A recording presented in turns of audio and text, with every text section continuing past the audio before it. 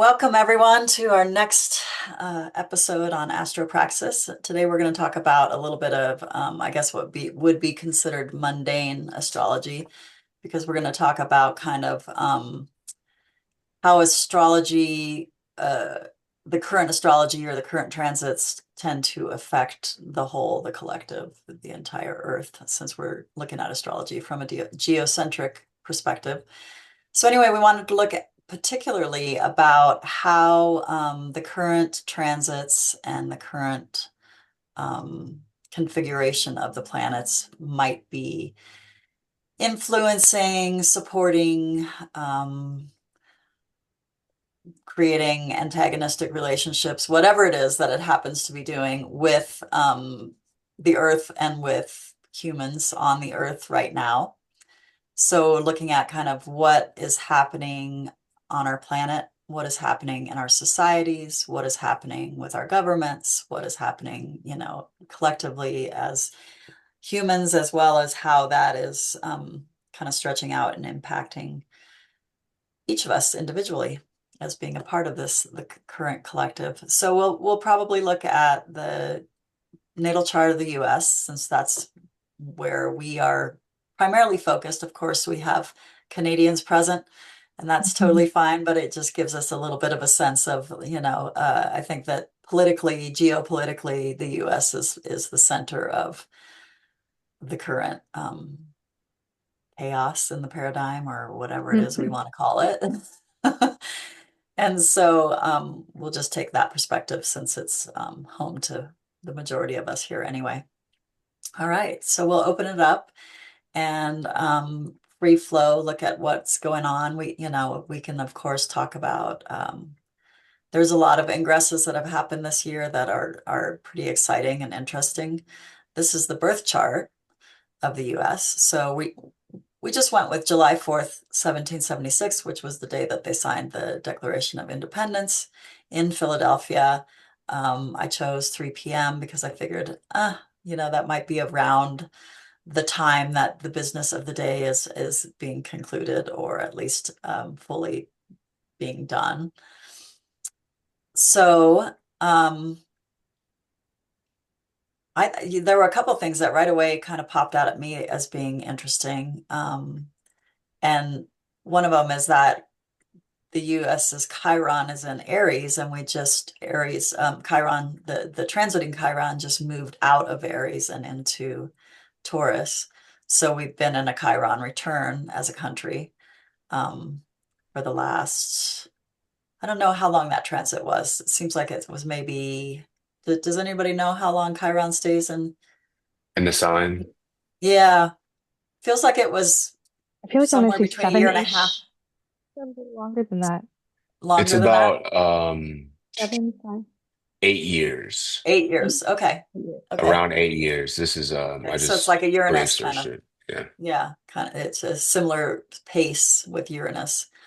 Hmm. Um, okay, so 8 years puts us back to 2018 as far as, when Chiron went into Aries. Um, so we don't have to talk details about that, but that's just one of the things that I've noticed in the chart, which is interesting to me. And then I was curious, I was a little bit surprised that there's so much Cancer in the US natal chart, you know. Hmm. Um, which, yeah. So it's just interesting that there's a hearty stellium in Cancer in the ninth house using this ascendant time. I'm not sure that that's really the appropriate time, um, but we've got the Sun, we've got Jupiter, we've got Venus, and we've got Mercury all in Cancer, Mm. um, which is kind of It, interesting. Go if ahead. I may speak from, being the outs on the other side of the border here, to me, I see that pride, the pride and the protective nature of the country. As somebody from across the border, we're very well aware of it's really funny. As soon as you cross the border, yes, we have our Canadian flags up here around everywhere.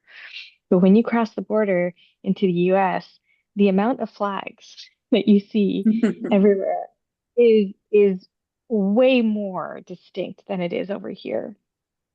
And the national pride is visible. It's visible around the world. You see that it's inherent in the belief system. And I like kind of seeing this is, the sun, the vitality, the benefics, and you have Mercury. It's kind of it's a great little group in Cancer, right? And I think it speaks to there is a genuine protective care and belief in what the country is, um, for so many people as a home, right? We talk about, I think, the US as, this place that everybody goes to for freedom or for a better way of life. There's something about it that speaks to maybe a different way of being or a better way of being from somebody else's home country. Um, so it expresses that there is something there to it. And I think that, you can take it in so many different directions. But when I see that all in Cancer, I see the highly protective nature, highly protective nature of the home and embedded in that ninth house that is embedded in the belief system, right? Of protecting that land. And for the good and bad, because we see protection going into so many different directions that goes well beyond actually protecting, right? Um, like, to bear arms so freely, um, there is also that sense of fear. I feel like that is fully embedded there in that belief system. So it's there's a lot of ways I think you can look at that, but it's funny. I mean, this is my first time looking at the chart, and I'm glad you pointed that out, Tala, because just this is my little outside perspective. But It's a, yeah, And I it's think, a, go ahead, Brett. oh no, no, you got it. I was just going to say, I think it's interesting too, because even the nurturing aspect of Cancer, like when the US is, we'll just say imbalance or in its more benefic nature, like when the US is maybe functioning in accord and in resonance with its initial belief systems, it has that too, I mean, we mm, were founded on this idea of like, bring your needy, your hurt, like we're here for people to come to find home and to create home and to be able to live the freedom that they aren't able to live in other places. Of course, we aren't currently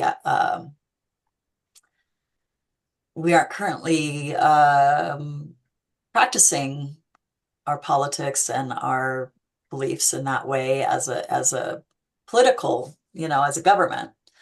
I think that it's important to remember that I was just having a conversation the other day with people, and that really only about 30% of people probably voted for this administration when you take out like the people that didn't vote and the people, mm, So there's still that leaves 70% of this population that probably still aligns with these ideals. But anyway, go mhm, ahead, Brett. No, I was just gonna piggyback, whatever you want to call it, from what Natasha was saying. That's one of the first things that I thought of because I haven't looked at this chart. I've seen it before, but it's been a while.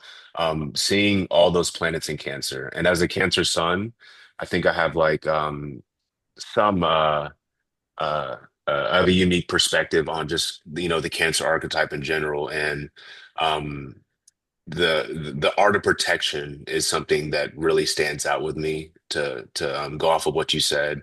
And also I feel like there's and I think this is more now than ever, and I don't know the laws and all these things, but there's a certain exclusivity to that comes Mm, with Cancer. And I think that can be dangerous in some ways. It's like mm, either you're in my family or you're not. And if you're not part of my mm, family, um, screw you. yeah, you And mm, don't count.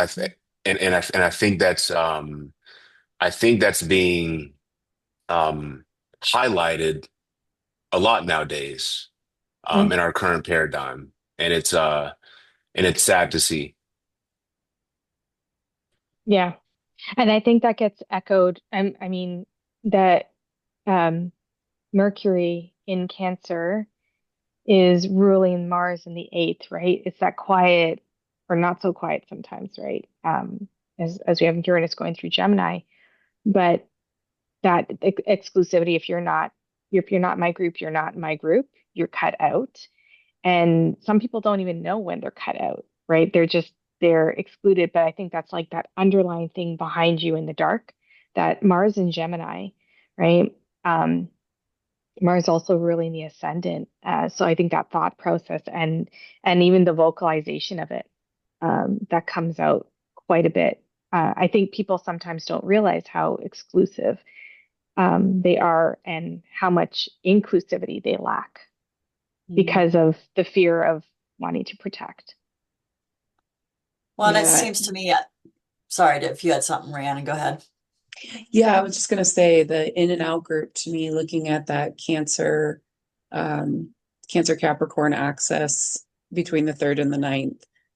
Like you can like I've heard it said so many times that like that there's a very in and out group um dynamic between Cancer and Capricorn. Mm, And I have that in my chart as well, like for my north and south nodes. So like that comes to mind for me like right away. And just seeing that in the ninth, the between the the two joys, the god and the goddess, to that, Pluto kind of pulling that down. mm, Um, mhm. Sorry, Well, that, go ahead, Tawa. no, go ahead. Or thank you. I was thinking as far as the exclusivity, which I think is a really, really good point. Both the protection and the exclusivity. And to me, it seems like that character of Cancer, the exclusivity character of Cancer comes when there's a feeling of scarcity mm, or a feeling Mhm. of lack, Mm, right?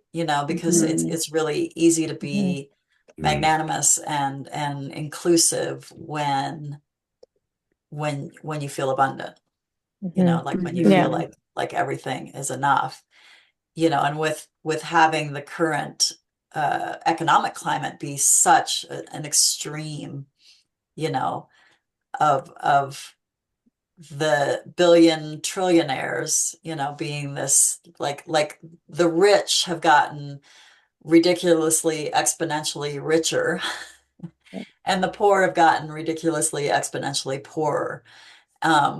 And the mid, what would be called middle class or upper middle class, like kind of doesn't really exist much anymore. Mm, Because that whole range is people who work for a living and very likely work paycheck to paycheck and live in substantial debt, you know. So it's interesting to me that the economic climate is gonna kind of show where our loyalty, how it works, right? Whether we can be this inclusive, um, we're here to nurture everyone sort of society or world, or whether we're going to be like, no, if you're my family, if you're in, then you're in, but if you're out, like I just have zero regard for you at all. mhm, hmm. yeah. Well, I was thinking. I remember looking at some stuff about Cancer a while back, and I remember two words that popped out is nostalgia and coveting. And Mm. you're talking about like scarcity, and that totally makes sense. Yeah, like as soon as there's, the idea of the loss of possession, the loss of and that comes with safety, which is also Cancerian, right? The sense of the feeling of so scarcity, safety, lack, they all kind of go in there. And I think that one thing with Cancer being nostalgic too, right? And opposing Capricorn, there's always going to be that fear of if I don't build, I'm not going to have, if I don't keep working, I'm not going to have the safety net that I require. Um, and there's all this nostalgia of like what life used to be when we had all these things in place. But the coveting part of it, I think, has shifted in the sense that now when I think about like, how it used to be so many years ago is that you were protecting the land that you lived on, the home that you had, maybe your access to cattle and agriculture, things like those things. And but now, and then it moved to things like, fighting for having access to education, and access to other things like that. But now I feel like I've thought about this a lot about our level of consumerism, and I'm not going to be a hypocrite. I'm part of that as well. But the level of coveting that we have for stuff that gets put under the umbrella of scarcity as well, that probably shouldn't be under the level of scarcity. Um, but I mean, in the age of like tech companies that are just selling you all kinds of plastic crap. Um, and I say plastic crap in the sense that let's forget about the stuff that we buy that works and is fine and we use it, whatever. But all the stuff that is plastic crap that is made poorly, that breaks upon arrival, and like where does that go? Right? Like there's piles and piles, like pounds and pounds of this stuff, tons of it. So I just think about how in like, as Pluto's been going across, like Pluto is in Capricorn, like natally, but as it's going, I just think it's going to come as it goes into it's in Aquarius. I think one of the things that we as a global society, but if you want to focus on the US, is what does coveting mean for us now?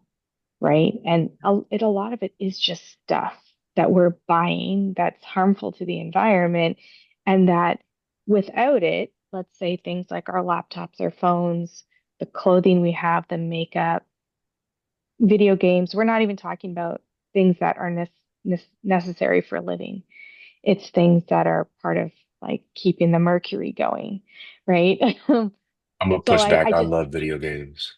I know, listen, I'm not I'm playing. hating. I'm playing. Listen, I told you, I'm a No, I hypocrite hear you. Yeah, because I buy my stuff. Like I buy like supplies and I buy yeah, all yeah. stuff too. So, but I'm just trying to be conscious of that now. And having, when you move a few times and you have to haul that shit, then you look at it and you're like, holy crap, like that's a lot of shit. Why did I buy all this? I have to carry this now or put it in storage. And you see this now.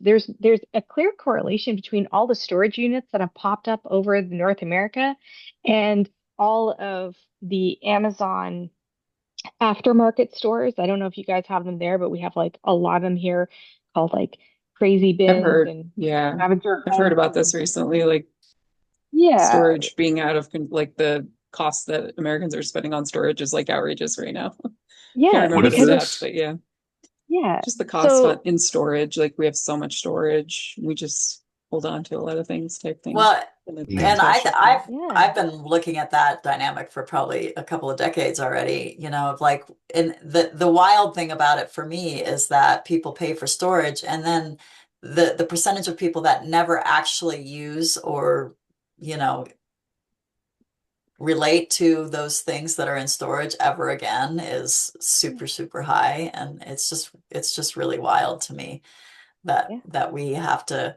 rent a space to put our stuff that we don't need and can't use in our current Mhm. space, you know? Yeah. So yeah, it's 100%, right? And I'm one of those people. Like that's why I'm conscious that this is I have like Mars and Pluto in Libra, and it trines my Chiron in Taurus. So I have like this Venusian thing happening where I know that there's been like you know, pay attention to what your values are, where, what all the stuff you used to go buy when you walk around the grocery store and you're like, oh, let's pick up this like Blu-ray, let's pick up this t-shirt, let's pick up this thing. And, you just don't think about it. So a lot, I've gone through my own kind of like transformation with that. But yeah, like Brett was trying to explain before, it's like, as Tawa was saying, she's been watching this. All these storage units have been popping up all over North America, like at a really high rate. So you just notice they're just like on every corner. And then at the same time, you have all these stores that take all the extra Amazon stuff. So what they do is at the beginning, the first drop of the week, which is like a Friday, everything is $25. And then every day after that, it goes down in price until I think it gets down to like $5. So people stand in line to go and grab the best stuff, and you could get really lucky. You could get some really useful things for your house or whatever you need. There's also a lot of like it just shows that we've got storage units that people are paying rent for, and then there's all these Amazon stores like that are selling all this extra stuff. So people just keep buying and storing and buying and storing and buying and storing. So I mean, it's a really good market if you're in the storage facility business. Yeah, it says it's a 28 billion like dollar industry. And there's Yeah. more storage locations than McDonald's, Subway, and Starbucks combined in the Yeah, US at this wow. time. I know. It's like, Whoa. yeah, it's pretty We're going to wild. be filled with like storage centers and data centers. That's Yeah, what, Yeah. right. I mean, and it which is really storage is. and that, which is storage, Yeah, yeah, exactly. digital storage and That's a Yeah, physical bar. storage. yeah, Wow. yeah, that's wild. But it's fun. I mean, I think it's fun to watch, like, just if you're just looking through the capitalistic lens, it's really interesting to me to watch like which stores and which kinds of services and which, go through these peaks and valleys, right? So, I mean, this Yep. is the storage industry, obviously, but also in the last 10 years, the donut industry has increased again, you know?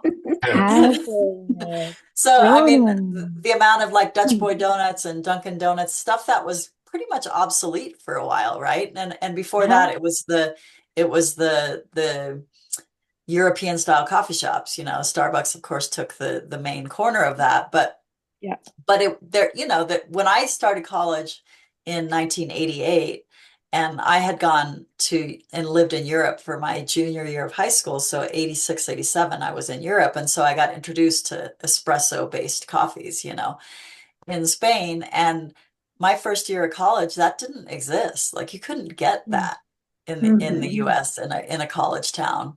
And then two or That's three years funny. later, it was everywhere. Yeah.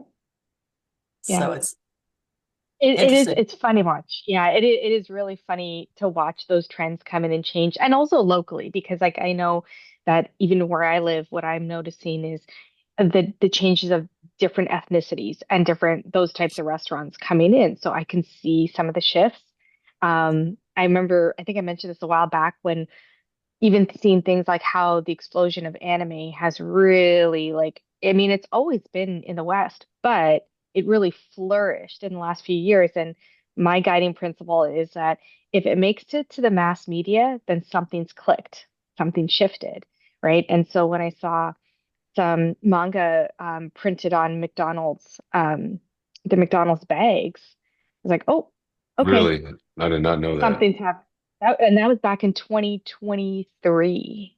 Really? I'm about So, to look this up right now. yeah. I remember I was actually visiting a friend like 2 hours from where I live, and I got the bag and I'm staring at it. I'm like, I've never seen manga on a McDonald's bag, printed on a McDonald's bag before. And I brought it home to show my brother. I'm like, look at this. Something's Yeah. happening. Something's Are happening. you seeing So, what I'm seeing? are you seeing what I'm seeing? Well, on the other side of that, I was really kind of it made me feel hopeful, I guess I will say, um, to be driving through Rocky Mountain National Park in the day before 4th of July, and then on the 4th of July, yesterday we drove back through. But we actually stopped on the way there multiple times and like just looked at some of the outlooks and saw who else was in the parking lots, who else was there enjoying it. And the diversity was really, really strong. And that was really Yeah. fun to see that, you know, I mean, there's other parts of it. So that just was really hopeful and great to see. And then on the other end of it, we were complaining because our national park pass has Trump's face on it. And and it's just like he has done nothing but try to Yeah. destroy all resources for the parks and Yeah. the parks themselves, like, nature, beauty, we don't want to preserve that. We don't care about that. But anyway, Yeah. so it was, it was interesting to see that his narcissism and vanity was like, yes, my face must be plastered on everything, even though I, absolutely won't fund or support any of these programs. But like I said, it was really, really, to me, felt really beautiful and hopeful to see the diversity of our country, which is deeply diverse, you Hmm. know, Agreed. and should be deeply diverse. And it's Hmm. what makes us really, in my opinion, it's what makes us beautiful. It's what makes us strong. It's what gives us the potential to actually be a worthy country, to look up to. So it was really fun to see that reflected in, how are people spending their 4th of July? They're getting out in nature and they're, Yeah. being with the land and honoring Yeah. this natural beauty. So that was fun.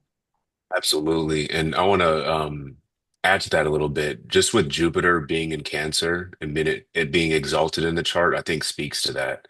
And it also speaks to and I think this is one of the like one of the great positives of our country is or the country we live in is that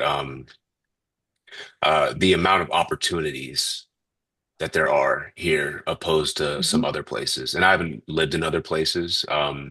But from what I've read and what I know, it seems like this place is abundant with opportunities. And I think that's really cool. And that's something that you hope that continues to happen over X amount of years. Yeah. Yeah. But it can also like be distracting a little bit too when there's like too many opportunities. There's like a beauty to simplicity, and I think it makes like the road a Hmm. little bit easier sometimes. It's almost distracting sometimes when you just have Mhm. like you can do whatever, you know what I'm saying? Which is not always the case, and there's Right. obviously like, systems in place to prevent people from doing whatever it may be. Yeah. Um, but yeah, from what I know, it definitely seems like there's a lot more opportunities here than in other places. Yeah, I think that's a great point, Brett, about the fact that there's so many opportunities, but then also about the fact that that can be kind of a distraction. And, Yeah. Hmm. because I feel like um, for many of us in this country, there's that struggle to attain your purpose or to find your purpose. Because I think we have such a, I mean, in my group, we tend to call it, first world problems, right? That there's so much privilege in certain ways that the things that we struggle to make decisions about or figure out are very privileged struggles. Yeah. But at the same time, when you don't have, um, when there's only one direction you can go in, because that's the only direction where you can maybe feed your children or feed yourself and find a Yeah. life, it makes it easier to be like, okay, I guess that's the direction I'm going in. And I do Hmm. feel like for young people, um, there's a struggle that is kind of intricately woven into the fabric of our modern society right now for young people of feeling like it has to be something Yeah. spectacular and above and beyond. You know what I mean? To be able to be something that is worthy direction to pursue or path to walk down.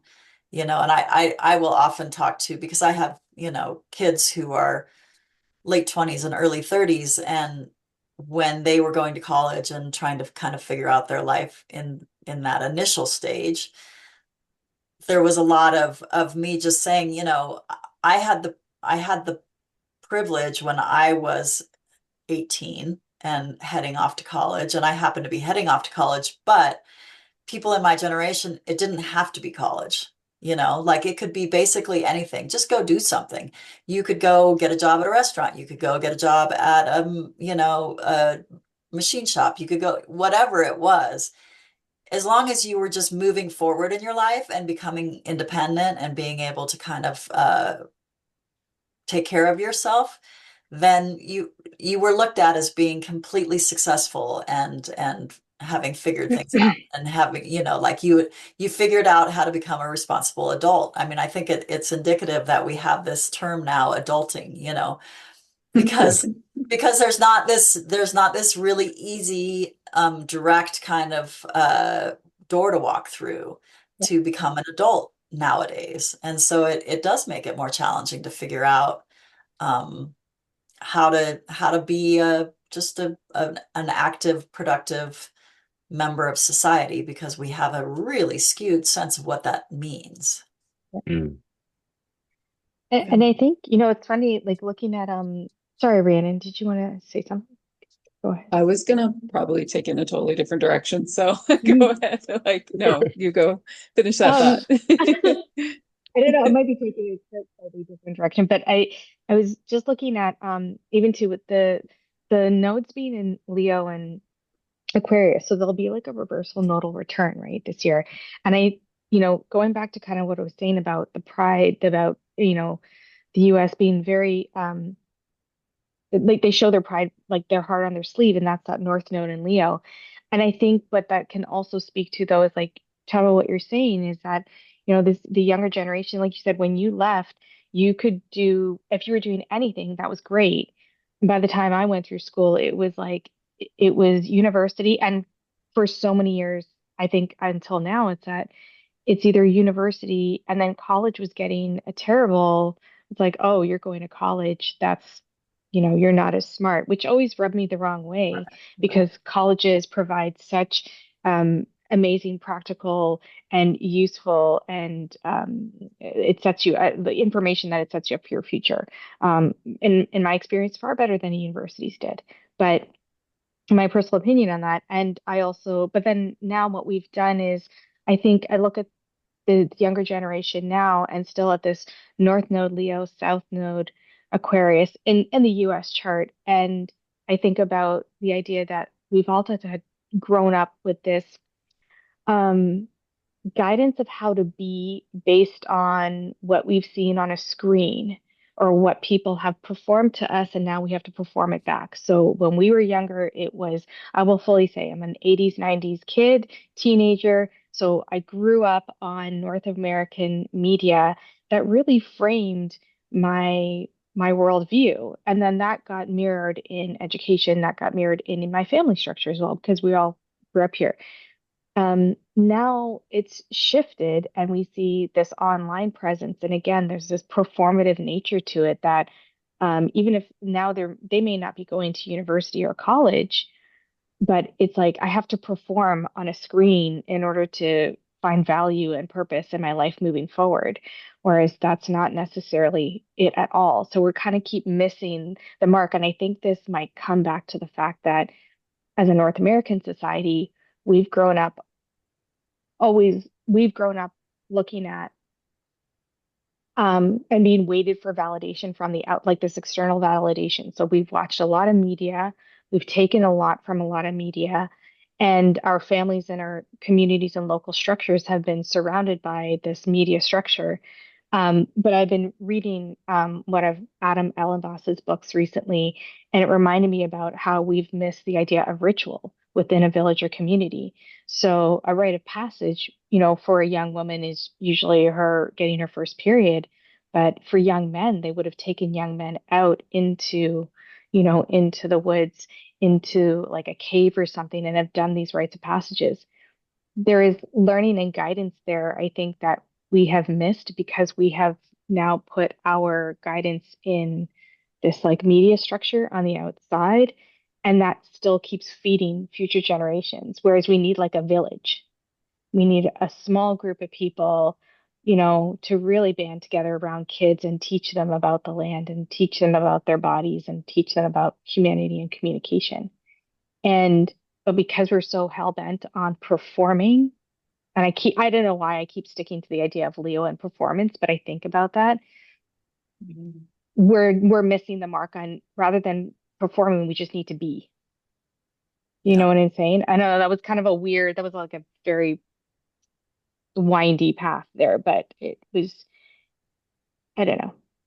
I think a lot about how these kids are growing up and what they're focusing on now. And it again, it's just like it's like they're just trying to be like other people and not themselves. Right. Sorry.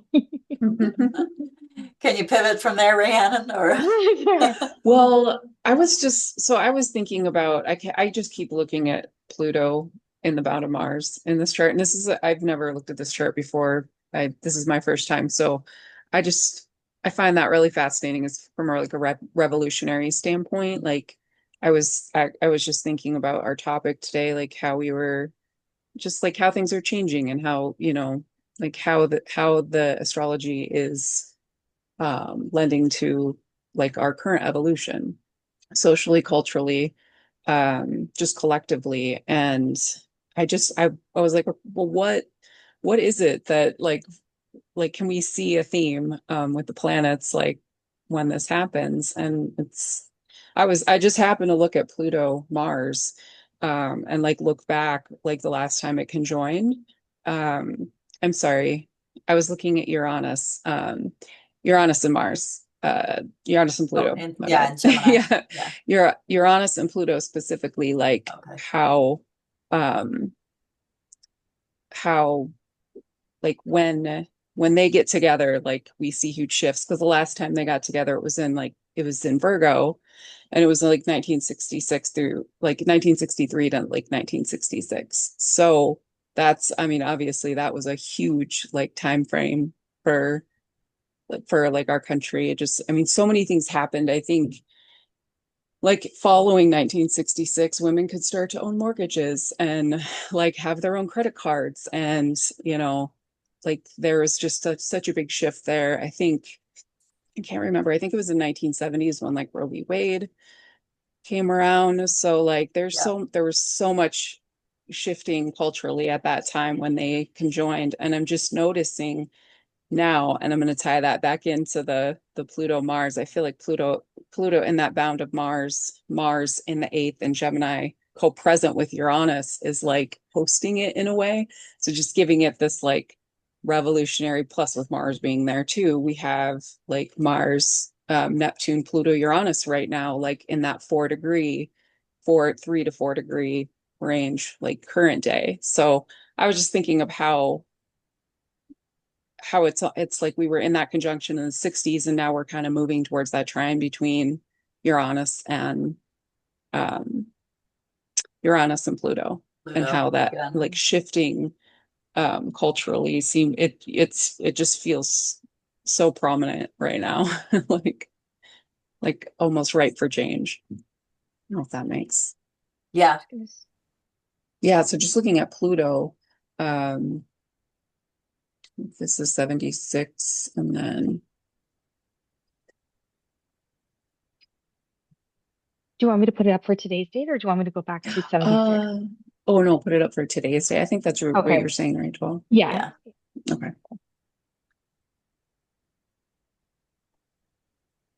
Yeah, but it does show that we're going to go into a trine with, transiting Uranus with Yeah, um thanks, Natasha. Yep, that's what I yeah, was looking at with that Pluto, Uranus, yeah. So Uranus, that's and, with that's in with the South Gemini. Node, but it's also Mhm. Pluto next to it. So Yeah, It's like and then Mars there too. Mhm. yeah, it's What were like you gonna say, Brent? it's oh my bad. It's it's interesting because the outer planets move so slow. So whenever like Mars is conjunct an outer planet, it like accelerates the process of like what Mm. an outer planet does. And that trine to Pluto, I feel like even accelerates it and makes it even more visceral in some ways, you know. Um, I know we're in the midst of it right now, so like, you know, Yeah. Mm. um, right. I mean, we're just getting the feeling, like it's like the Earth is just starting to rumble. Hmm. You know what Yeah. I Yeah. mean? And then, in probably 5-ish years, it would be my intuitive guess that we're going to have a much better sense of like what's really happening with it. Yeah. And then even just looking back at the Pluto Uranus conjunction in 1966. Yeah, you saw a lot of like what was happening then really lend to the next decade and like how like mm, really Mm. create a lot of those shifts. So you can Yeah. almost see that same pattern there. Yeah. And I mean, this is a trine. So it's a little bit more supportive. It makes me feel a little bit better. Yeah. Right. Like just, Yeah. Yeah. yeah. Is And that it's a an thing though? Oh, sorry. Is that a thing like when you have and and I sometimes, and I know this isn't true, but I sometimes look at Pluto as like a malefic, just because of how challenging and destructive it can be. Right. Whenever you have a trine, uh, whenever you have the male or not, whenever you have Pluto or even a malefic in general, just trining something, do you think, even though it is supportive, like how do y'all feel about how that manifests in a mundane or even in a personal sense? Right. Because that's Yeah. sometimes hard for me to like wrap my head around because it's still Hmm. something that's like, it's malefic, it's the bad do or whatever, but it's like it's still in this supportive aspect. So how does that really look?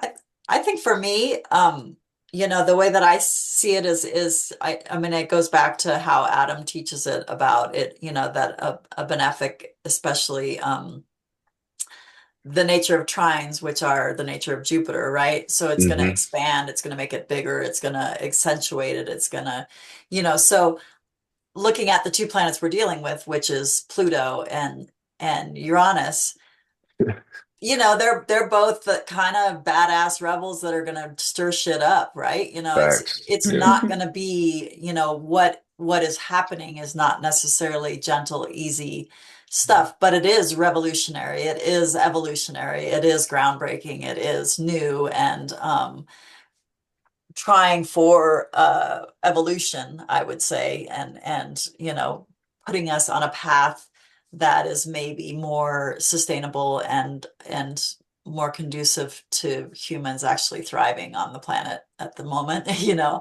And Hmm. so I think it is using the trine aspect, it is positive, the influence is positive in the sense that it's really going to propel it forward and it's going to make it really happen. The content, the theme, the thematic part of it is going to be harder because that's what we're dealing Hmm. with is harder stuff, yeah, right? I mean we're dealing with coming up against um looking at this paradigm that we've built and we've invested in and that we put so much energy and resources toward and recognizing that it's completely broken and it doesn't work. And it has to yeah, be, it's not even that you can kind of do some small tweaks and to revamp it. It's like it has to be completely, which is the Pluto influence, of course, right? That it has to be, we got to burn the fucking thing down, excuse my way of yeah, saying it, but it has to be burned down to the ground so that we can rebuild something that actually works in its place. Right. yeah, Yeah, and thank you for asking that question, Brett, because I think it's a Yeah. great yeah, question. And Tawa, the way you teed that up is like perfect because I mean, yes, it's like it's breaking things down, but in the trine aspect, it's doing it to create in my mind, just that nature of Jupiter's doing it to create order, like a better Yeah. sense of order, I would think. But again, yeah, the yeah. theme behind, I mean, with Mars there, it's a little, Yeah. Yeah. So a I have little a really tumultuous. I have a really gross analogy. Just bear with me here. I'll try to make it slightly medical so it's less gross. But I think way back when we talked about Pluto and Aquarius, like the one thing that really stuck out in my mind when I was learning about Pluto was when Autumn said it was like a zit popping. So Pluto and Uranus is like a big fucking zit popping, excuse my language. And it's the kind of zit popping that hits the mirror. So really gross there. But it's the one that I think, yeah, yeah, you know what? I mean, it's gross, but I think about the fact that, like, let's just say you have, acne can happen from anything. It can be excess sugar, which is excess in your body, something that has to make its way out.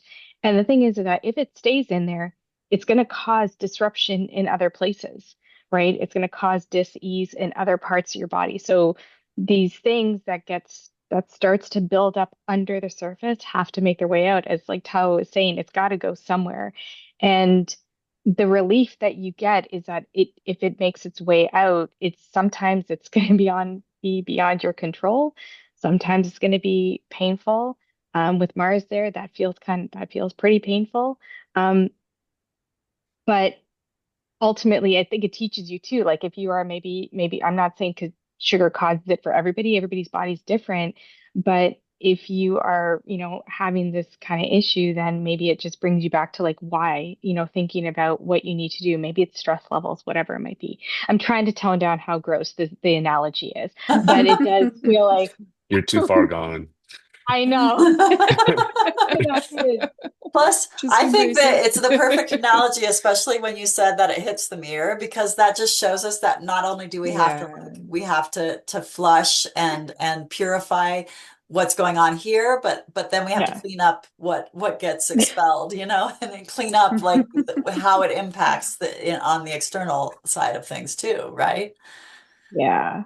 Yeah. And you don't want it on your face anymore, too. And the thing is, too, sometimes, that Plutonian thing is there for everybody else to see, but you don't see it, right? Or as Mm, society, there's something there. Maybe we see it, everybody else sees the US in a certain way. Everybody else sees Canada a certain way. Everybody else sees, like, whatever country it might be in a certain way from the outside. But when you're in it, you don't see it. It's the forest through the trees kind of thing, right? And so sometimes, and I think that's the thing about Pluto when you're saying being a malefic.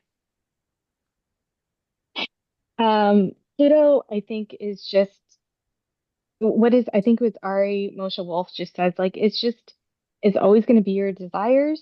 And also, like, once you have those desires, then it's not going to settle. Like, it has to turn over. So once you're finished with something and you get attached to it, then it's like, well, now you got to release that attachment. So it's like it's kind of always evolving. It's always moving, which sucks if you really don't want things to change, right? Like, and as humanity, like I hate it. I just want to be have the same thing stay the same. Like it just, mm. once you have that level of comfort and you're in your space, you don't want things to change. And that's when Pluto's like, hey, I'm at your door. Open up nicely, and we can work together. Or if you don't open up, I'm going to kick your door down and make you come in. Right? So I think that's the thing with Pluto is that I mean I have Pluto in my sixth. I'm now very well aware of not everything that it's doing, but I can see what it's trying to do. And instead of fighting it, I'm trying to be just really aware of it because I also know um I feel like being unaware of it is when I feel really blindsided and that hurts more. So being friends with it as best as you can, I think is kind of the way to go with it because it's going to do what it's going to do. I don't think it's like a malefic, like in any other way. It's just like, you got to change, dude. Sorry.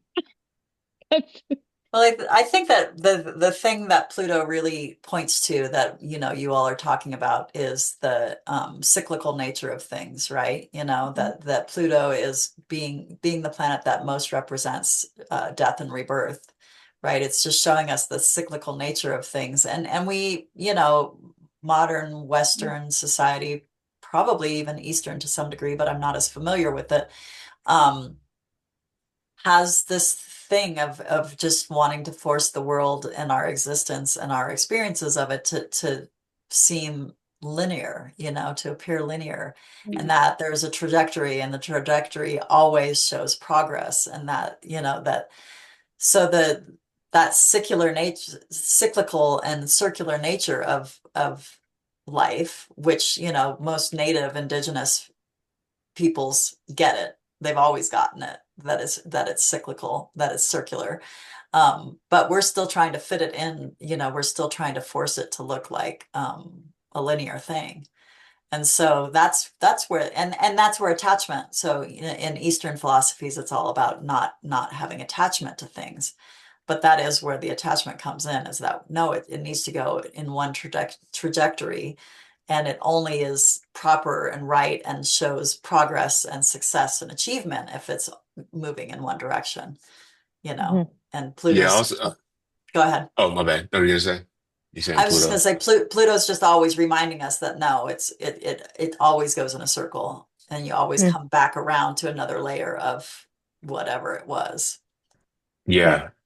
And there's a reason why, at least in my opinion, that over here in the West, or you want to call it, why it's been not enforced, but it's been preached to us about how things are linear. Because if you tell people that things are linear, people are going to react in a completely, and they're going to live in a completely different way. and that's going to birth all, different types of things.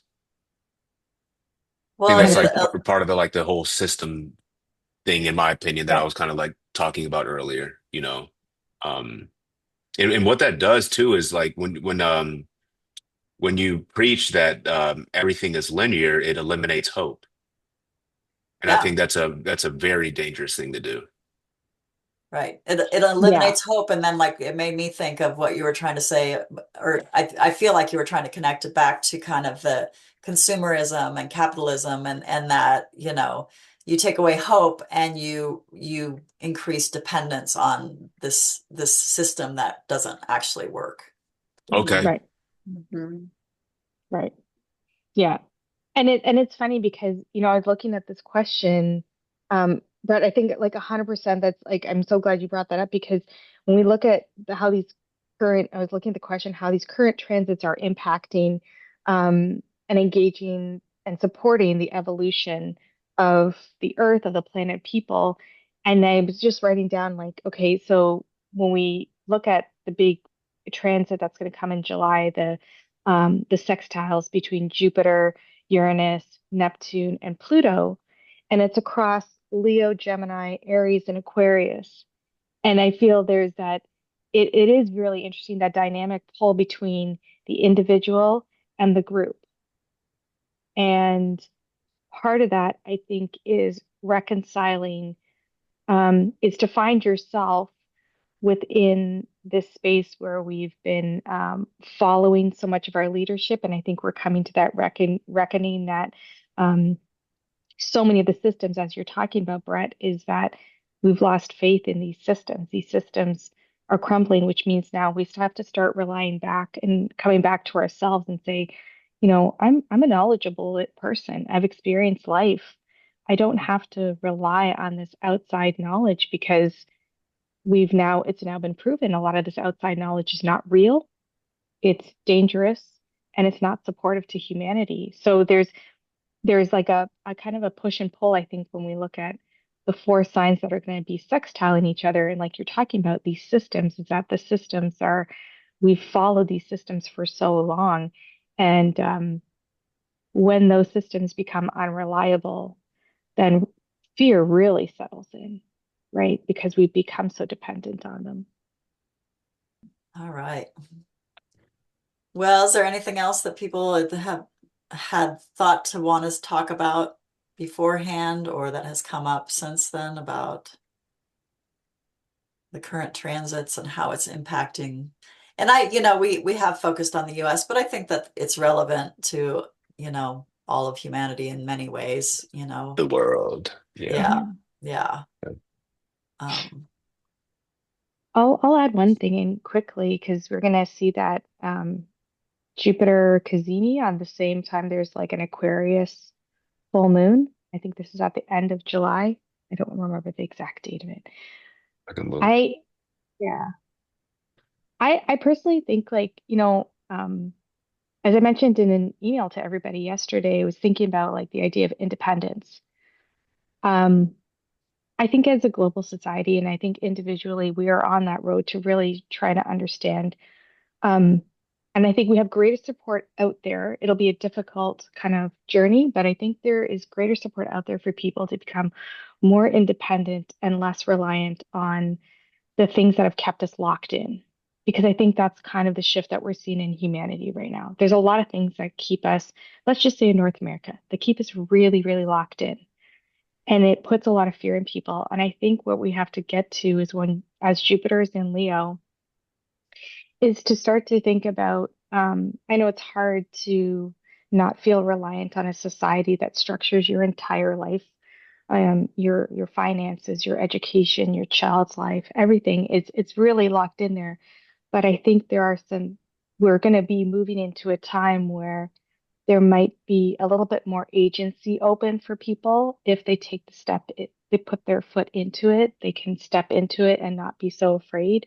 And I think this is something that hopefully we see some opportunities become really visible for people that they feel safe enough to take that step forward and say, I don't have to be so in fear of having this job or having this or having that, or not having these things.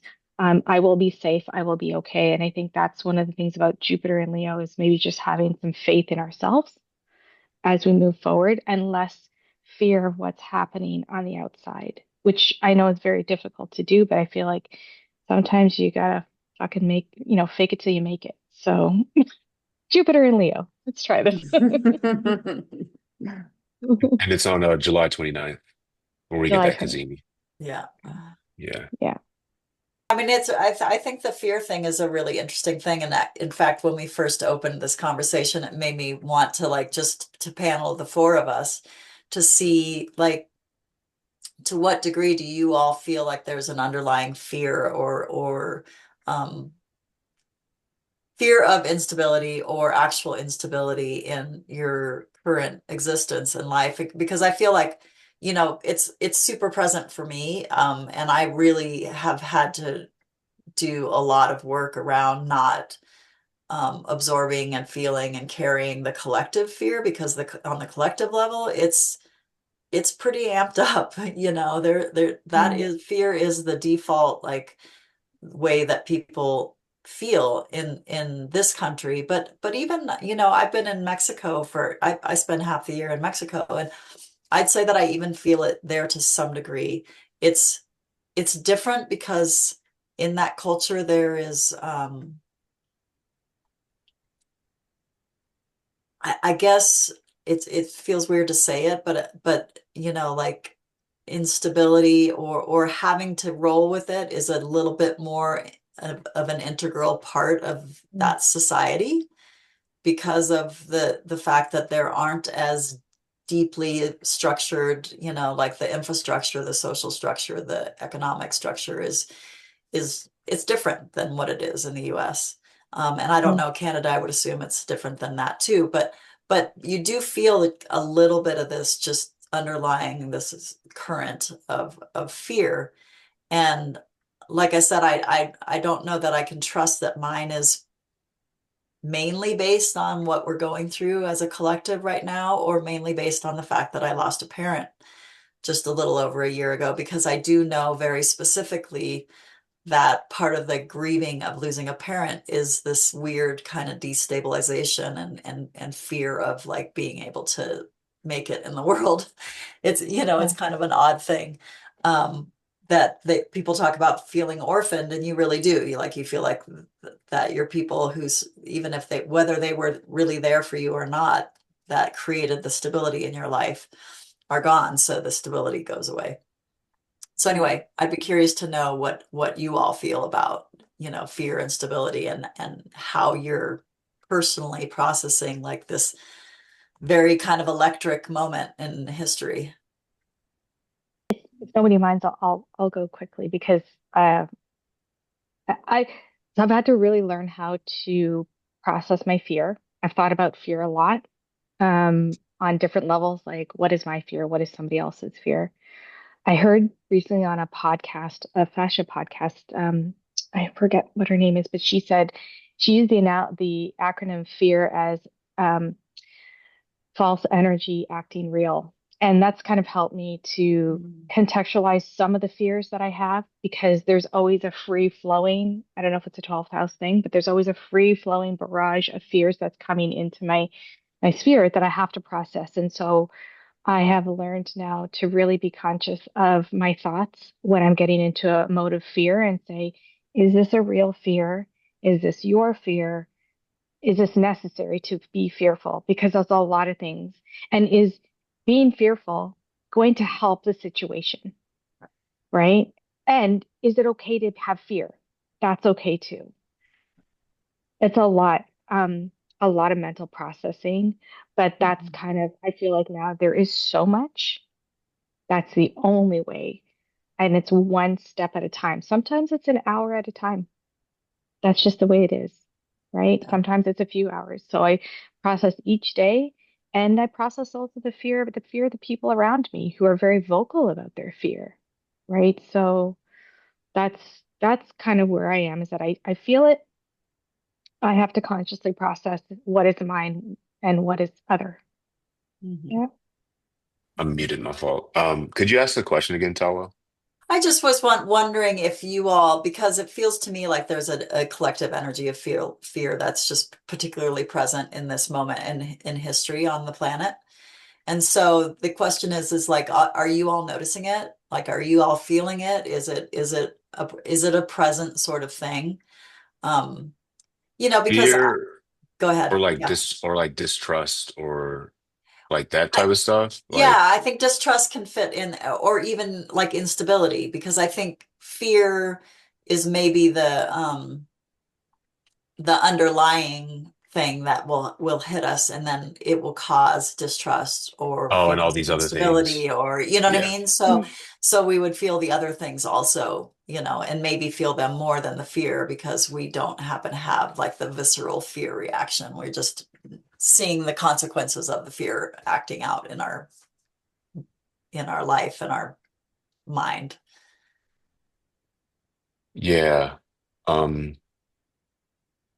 this kind of goes back to what we've talked about in a previous episode about um how important prepping your body, your spirit, your mind for whatever may come.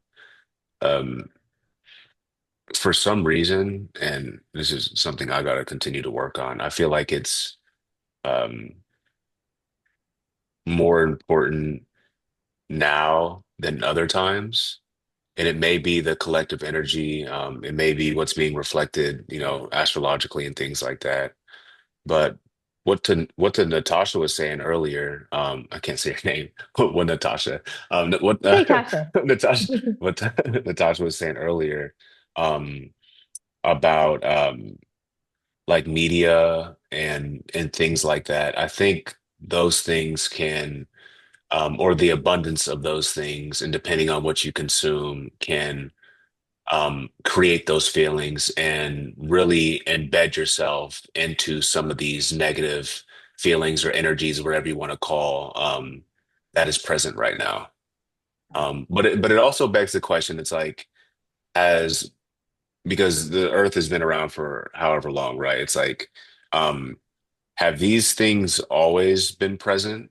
And are we just starting to become more aware of it? Or are our bodies not prepared, our minds not prepared, our spirits not prepared enough to um, uh, um, uh, endure whatever is going on at this point, or whatever's just going on in the earth in general? Does that make any sense?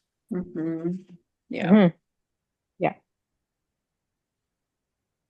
It's like Yeah. with the heightened like distractions, whatever you want to call them. It's like now it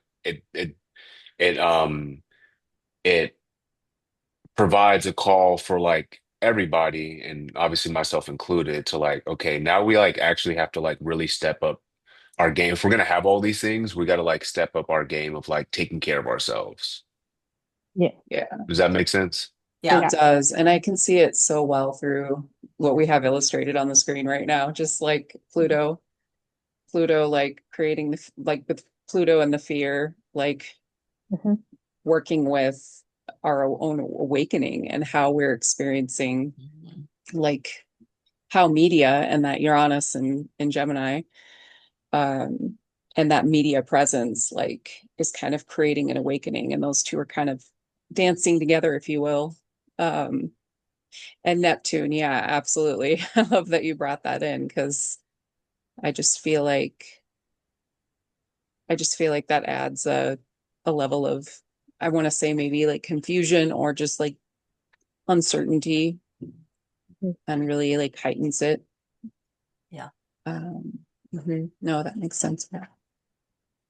It does, and I appreciate you kind of bringing it up of like that it requires us upping our game, because it made me kind of see how um I think that a lot of the people around me within my own home and family, is what I'm noticing is like a lot of nervous system dysregulation.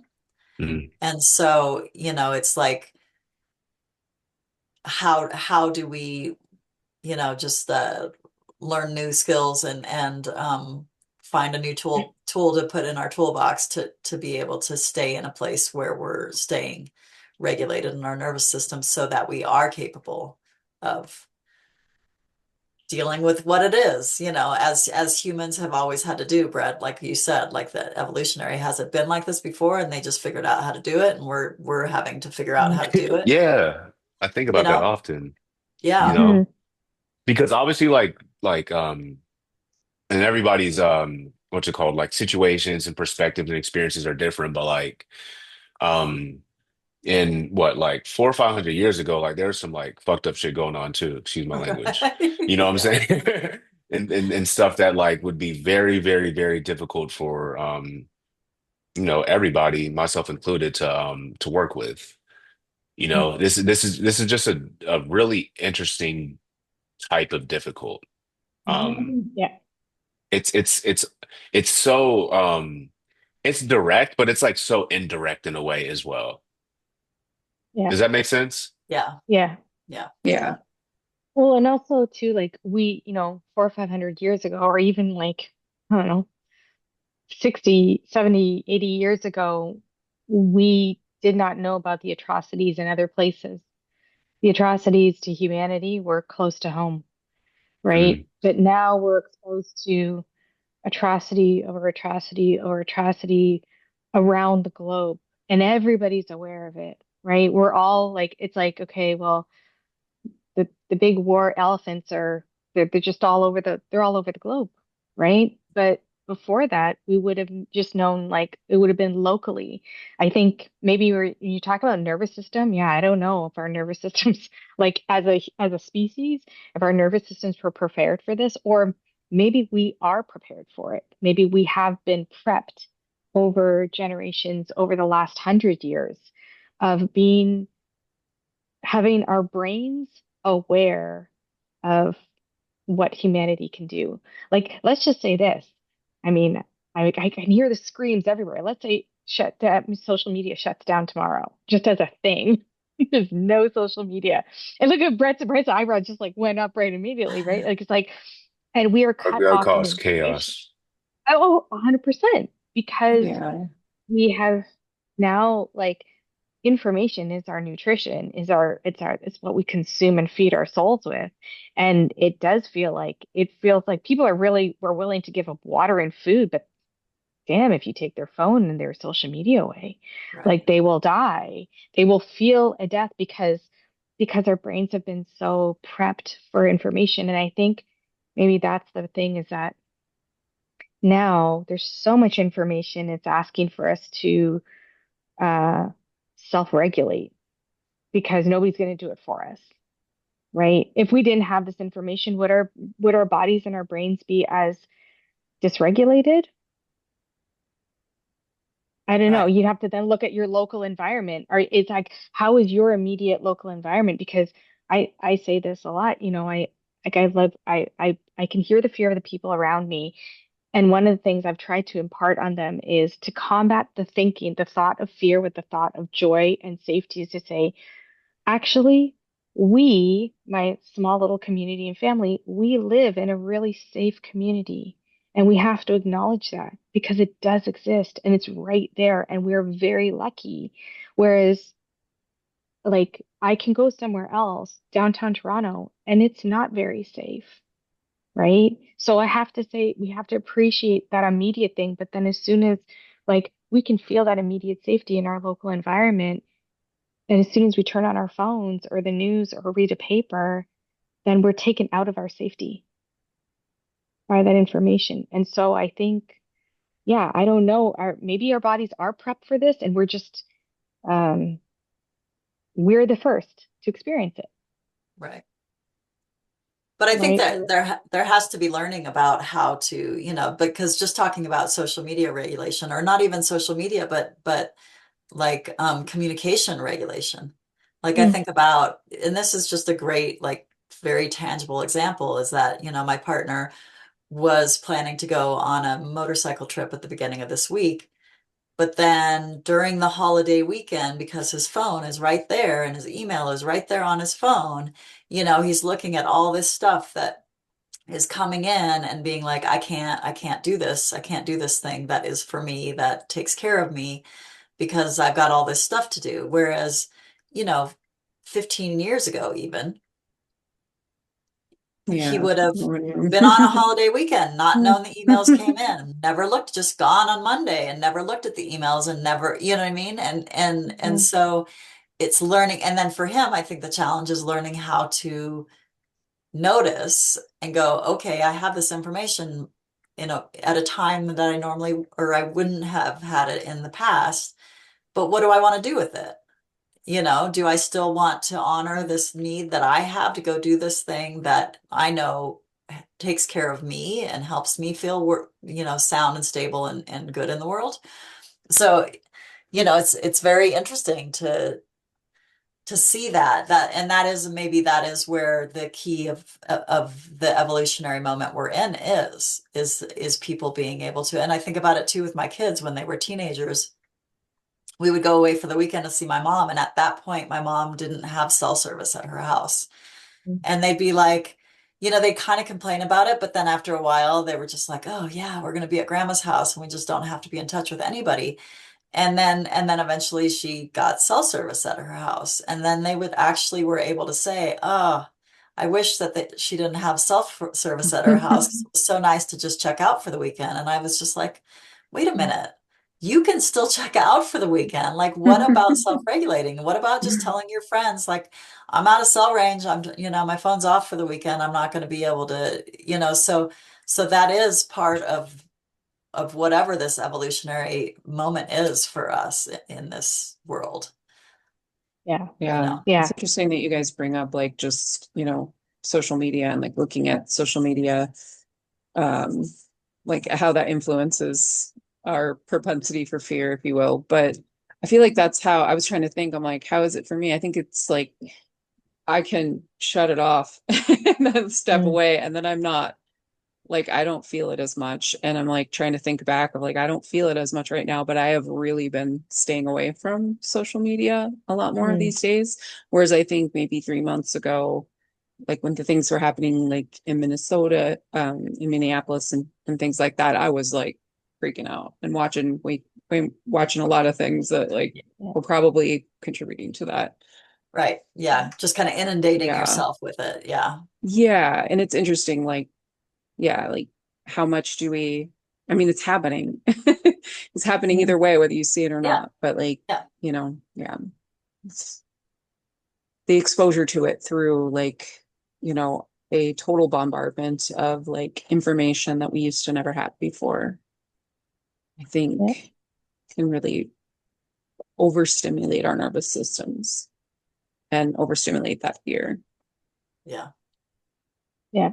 And I think that's purposeful, right? Like I think on an energetic level, if you keep people at a low vibration and you have more people at a low vibration in any general area, they're easier to manipulate, whatever, Control. Oh, yeah. control, right? Yeah. And so I know, many people have heard this before, and I had to hear it over and over again, even for myself to believe it, is that, joy is the first step in for rebellion against this, which is hard to say. Like, how do I allow myself to experience joy when there's so much suffering and happening in the world? But part of that is actually, on like an esoteric level, is to raise that vibration from everybody being at this low vibration that they can be controlled.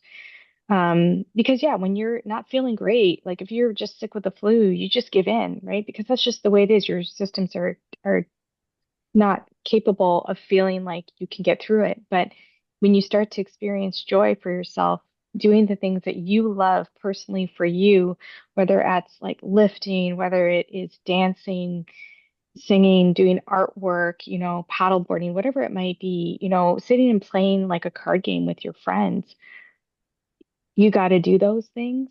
I think we have to actually, it's like that's like the job. Maybe that's the thing about Leo is Jupiter and Leo is go out and play and cultivate joy because we have to raise vibration in order to combat what is trying to be, I think, impressed upon us, which is a state of fear and like low vibration. Um, yeah, I think that's But our one way of fighting back to it. yeah, Mhm. it's keeping people in survival mode, you know what I mean? And when you're in Mhm. survival mode, you don't have the energy or the strength to Yeah. do anything but survive, I mean, and that's Right. that's all of the understanding we have about poverty and what poverty truly means. And it's really usually much more than an actual number-based thing. It's the lack of resources or the lack of ability to plan or do anything other than just try to figure out how you're going to eat your next meal, or Right. how you're going to pay for the roof over your head. I mean, so yeah, it's a great way of keeping people in control and submissive, you know, Yeah. Yeah. until it's not. And I'm always a big fan of the idea of like the Great Revolution, where people are just like, yeah, I'm not doing that anymore. Like, Yeah. so I'm just not going to do that anymore. I'm just not going to be put in that place anymore. Yeah. But Yeah. And I think the thing is too is experiencing joy, and being able to like, I think a simple thing is like Rhiannon, you said you stopped watching like those videos, right? I think that's just like Mhm. it's a big step. It is a big step, but I think that's the first step for a lot of people is don't watch the sensationalist videos. It's okay to be in the know of what's happening in the world, but I think the first step is for people to stop watching the excessive amount of negative content that's going to bring your brain into a place that's going to lower your vibration, right? Yeah. Um, yeah, That's tough. I like want to know what's going on and I don't want to be blind to it, And at the same time, 100%. like I know that the more I see it, like there's a point where you realize that it's happening, and I think beyond that, I don't know. It's always like hard to see in the beginning, and you're obviously gonna feel fear and um, Yeah. like what is actually going on? Oh my God. Then I wonder if I'm not watching it, how much of it am I not seeing that like is happening behind the scenes, and what am I not paying attention to? So I find that a struggle for me personally, but yeah. Yeah. Yeah, it's tough, and it's tough to have faith in the fact that things will be okay. And um, if you don't know, Yeah. right? Like it's having faith in the unknown. That's a really tough thing.